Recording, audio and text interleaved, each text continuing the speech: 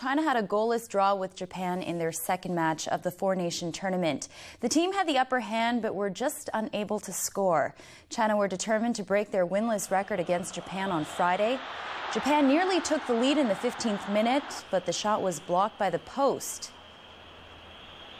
China then found their rhythm and began to dominate the game. In the 34th minute, Wang Holiang's header from the corner kick almost went in, but not quite. In the second half, China continued their attack, but Jiang Ming and Mao Jianqing wasted more chances to score. In the 71st minute, a free kick by Zhao Shuri hit the crossbar, missing China's best chance for a goal. China will face the DPRK on Sunday. Iraq's Asian Cup winning footballers have received a hero's welcome in Baghdad, not to mention a pretty good reward from the government. They carried the trophy from the bus in front of a large crowd of fans and government officials on Friday. Iraqi Prime Minister Nouri al-Maliki was there to greet the players. All of them have received $10,000 from the government as a reward for their efforts.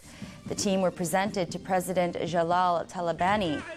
The Lions of Mesopotamia shocked Saudi Arabia 1-0 in Jakarta last Sunday to win their first ever Asian Cup final and bring some cheer and good news to the war-torn nation.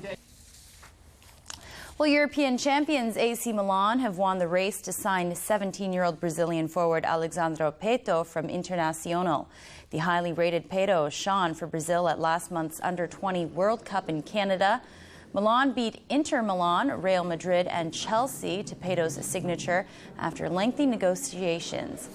Milan had sent officials to Brazil in pursuit of Pato, who's nicknamed Alex the Duck in his home country. Italian media reports that his 5-year deal cost 22 million euros. Sven-Goran Eriksson has gone on a recruitment spree. The Manchester City manager signed 4 new players and showed them off at a news conference on Friday. Spanish fullback Javier Garrido, Bulgaria striker Valery Bojinov, Brazil midfielder Eleno Blumer, and Croatia defender Vedran Korluka have all completed their move to Eastlands. With the backing of new owner Thaksin Shinawatra, the former Thai Prime Minister, Eriksson has embarked on a spending spree unprecedented in Manchester City's history. Before signing the latest 4 new faces, former England coach Eriksson has also signed midfielders Giovanni Gelson Fernandez, winger Martin Petrov, and striker Rolando Bianchi. West Ham United have reached a £2 million settlement with Carlos Tevez's representatives that will allow the Argentina striker to leave the club. The deal paves the way for Tevez to join Premier League champions Manchester United and ends a long transfer saga centering on who owned the striker. The 23-year-old Argentine striker has already passed a medical examination and trained with United on Friday morning. He's expected to complete his move next week. United will pay Media Sports Investments £10 million to take Tevez on loan for 2 years. Then they'll have the option to sign him permanently on a 3-year contract. Moving over to Poland now, where the Chinese women's volleyball team have begun their 2007 Grand Prix campaign with a loss. The Olympic champions were defeated by Russia in the opening game on Friday. 1 month ago, China had whitewashed Russia 3-0 in the Russian President Cup volleyball tournament. Russia made up for that loss this time as they sent a strong lineup against the Olympic champions on Friday. The first set was a seesaw battle. Both sides were neck and neck and the level score 22-all. China then took 2-point advantage thanks to Yang Hao's blocks. But Russia never gave up and successfully took the first set 27-25. China made a comeback in the second set.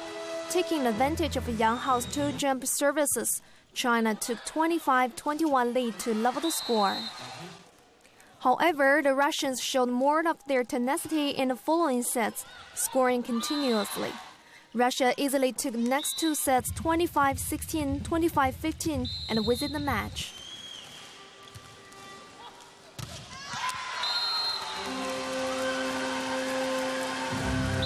Brazil welcomed their opening match of the Poland Grand Prix on Friday against the Netherlands. Brazil in yellow earned 3 consecutive points and took the first set 25-20.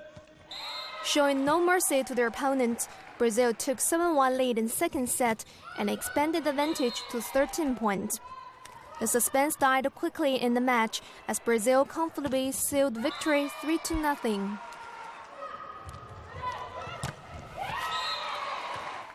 A group of American sports officials and athletes have visited 2 of Beijing's Olympic venues.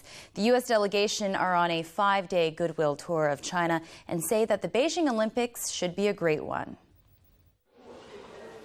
The U.S. delegation first visited the National Gymnasium, which is currently under construction.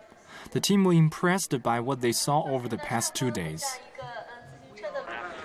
Well, I think the message back to our athletes is that coming here will be a true excitement and an experience that will be probably the highlight of their athletic careers. They need to be prepared that the rest of the world will be coming, and it will probably be the fiercest competition they've ever had at an Olympic Games as well. Erin Popovich was amongst those who visited the bird's nest and the water cube. She won 7 golds and 3 silvers in past Paralympic Games swimming competitions. Beijing is an amazing place. Being here and seeing everything has really brought it to life. Brought it to a whole new level of excitement leading up to next year. And everything, just the people, seeing the place, the culture, and everything has really made me look forward to next year and get ready to get back home and start training and working hard, even harder leading up. More athletes and officials from over 200 national Olympic committees will come to Beijing next week for the 1-year countdown to the 2008 Olympics. You're watching Sports Scene on CCTV International. Don't go away. We've got plenty more sports news coming up after this break.